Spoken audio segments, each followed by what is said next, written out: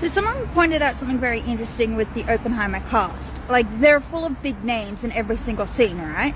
So this is the photos of most of the cameos.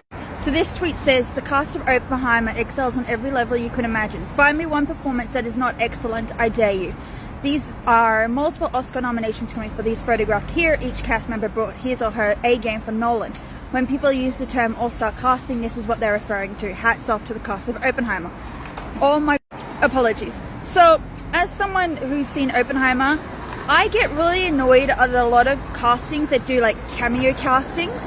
And what I mean by cameo castings is essentially just chucking an actor in or a character in, and you just feel like that character and actor is trying to overshadow the rest of this film or the scene, and it's like it doesn't work. But with these, watching this Oppenheimer play out with those actors, these big names, not one of them was trying to overshadow the other.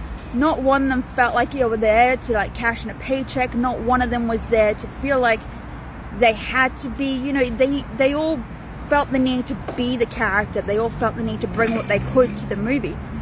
And I think that's what makes this casting so great. And as someone who hasn't seen a lot of Nolan films, he chooses the right people. The few films of his that I have seen, he's very selective on who he works with. And after watching Oppenheimer, you can see why. Because it's phenomenal casting.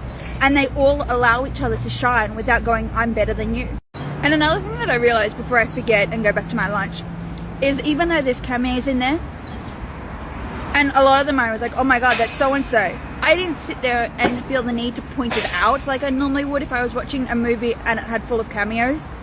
I was still immersed in the story and still was like, oh, this was a really interesting scene. Like, the cameo didn't distract me from the movie, which is, again, something that I get annoyed when there's a lot of cameos and I'm like, oh god, you guys did this just to annoy the scene, and it doesn't work. But yeah, anyway, I'm going back to my lunch.